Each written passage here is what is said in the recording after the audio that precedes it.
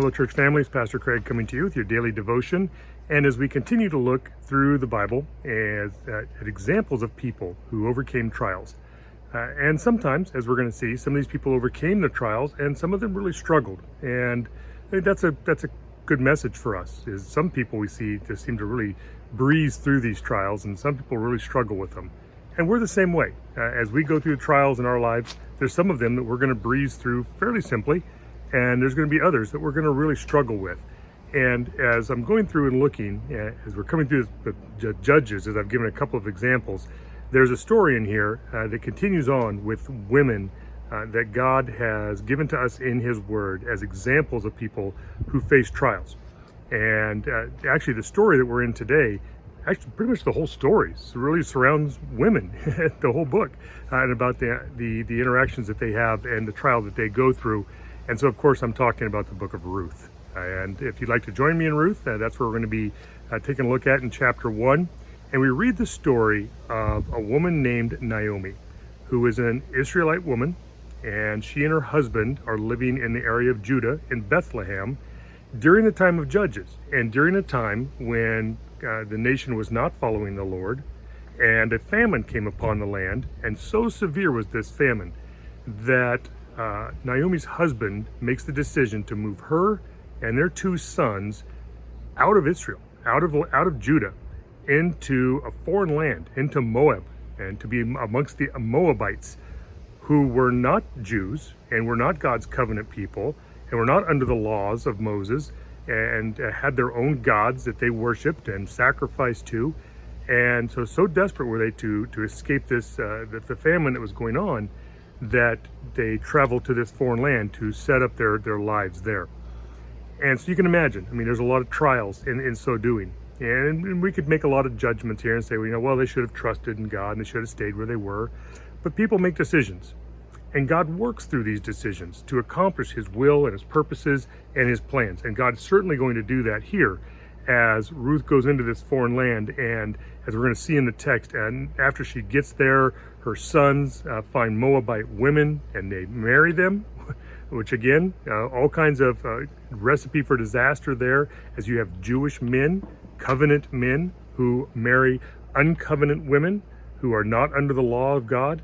And so you can imagine the conflicts and all of the potential for catastrophe that comes with that. And then not long after that, her husband dies. And then, at least she still has her two sons to take care of her as a widow. But then her son, the husband of Ruth, dies. And then not long after that, her second son, the husband of Orpah, dies.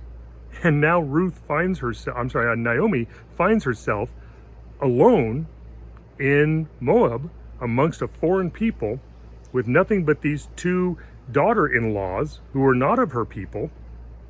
There's no expectation that these people are going to tend to her, take care of her as a widow, as God's covenant people are told to do. And so now she's stuck and she's facing this trial. And you look at this and you're thinking, man, this sounds like a TV drama or a movie drama, maybe a book.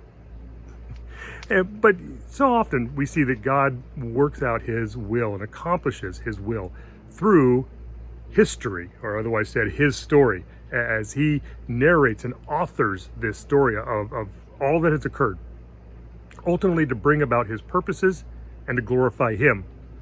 And when we realize that, we can start looking at it, and we have to contextualize that to our day, and realize that God is still working out His story, which will someday be history.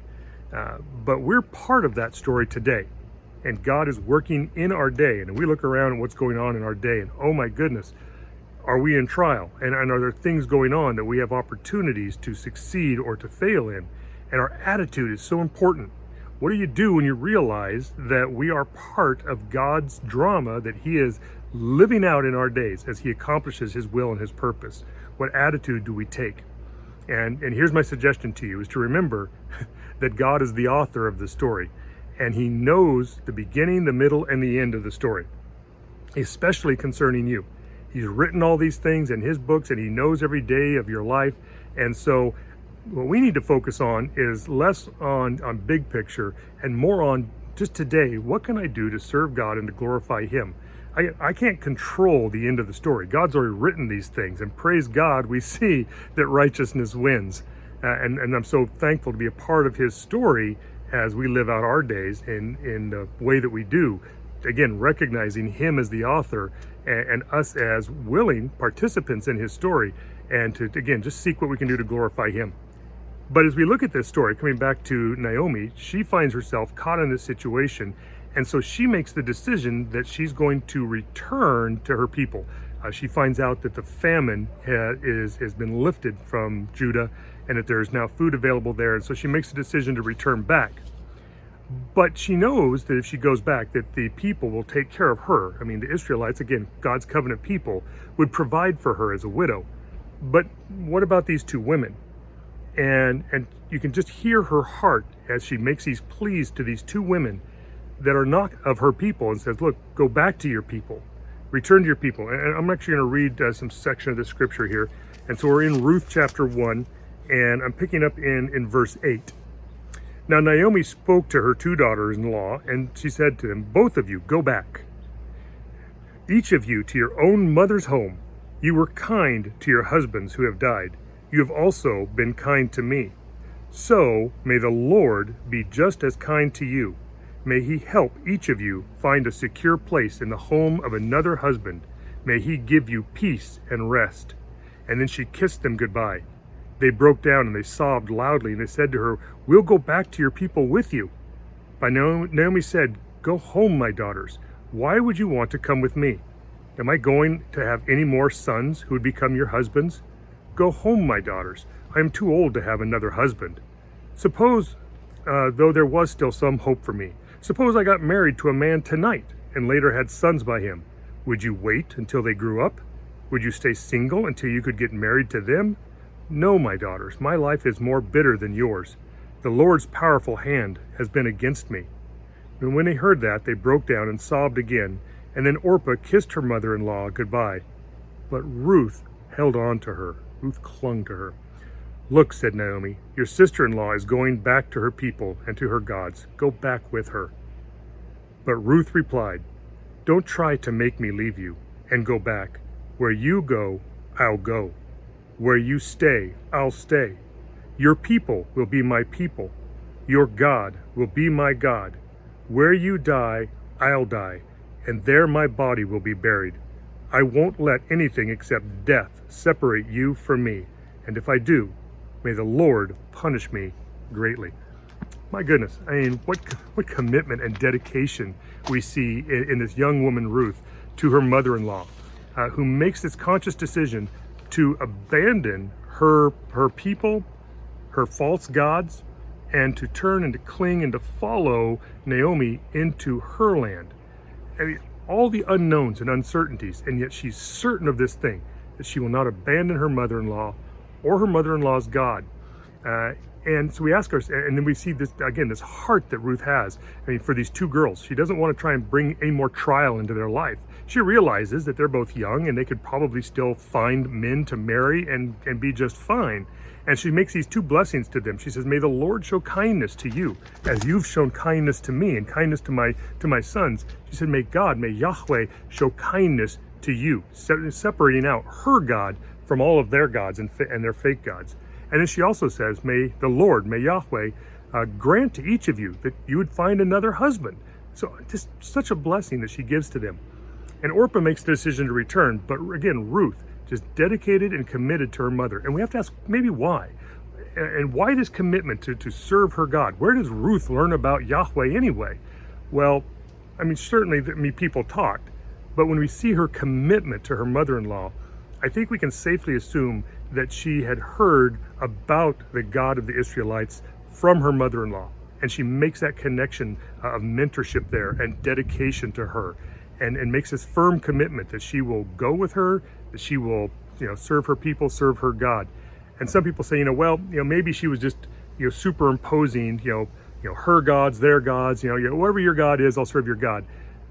But she actually uses the word Yahweh when she says, if I don't do these things that I've committed to do, she acknowledges that Yahweh has authority. She says, I acknowledge his authority over me to judge me. So I think we can be relatively certain that she knew what she was committing to. and then makes the decision to go along with her. So what do we learn here as we look at this story? What's our takeaway? Well, a couple of things. When we look at Ruth and we see her attitude of commitment and dedication, she didn't know it all, but she knew enough, and she made a commitment of faith to go and to support her mother and to follow God, the one true God. And that's a huge encouragement for us also, especially for people that are relatively young and following the Lord and haven't been doing it for a long time. It's just to trust God. So you know what, God, I'm going to make this commitment to serve you and to go with your people and to be with your people and to be in fellowship with your people. Even to the point of saying, you know, if I don't commit to this, if I don't follow through with this, and God, you judge me. And God will.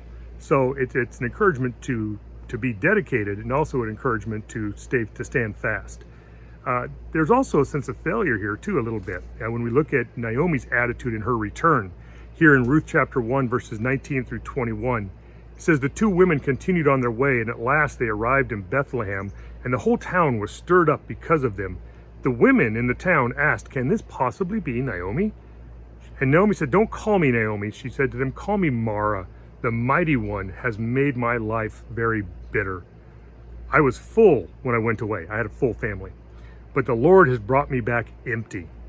So why are you calling me Naomi? The Lord has made me suffer. The mighty one has brought trouble on me. You know, how are you going to respond when the trial comes and when it just looks like everything is disaster and everything is falling apart around you? And at this stage in the story, Naomi takes this attitude that God is just cursing her and that she is bitter. And yet we know, or you will, if you read the rest of the story, that God is going to do something amazing, amazing to bless her and to bless her family. So just because the day is dark and just because the clouds seem dense around you right now, understand that if we're trusting in God, God has a purpose for every trial. He has a purpose for every season, even the one that we're in right now, to bring glory to his name. All we have to do is be steadfast and serve him. Do it every day, and let this leave the rest to God. He's a great author. He's got a great story written out. Righteousness wins. We'll see you next time.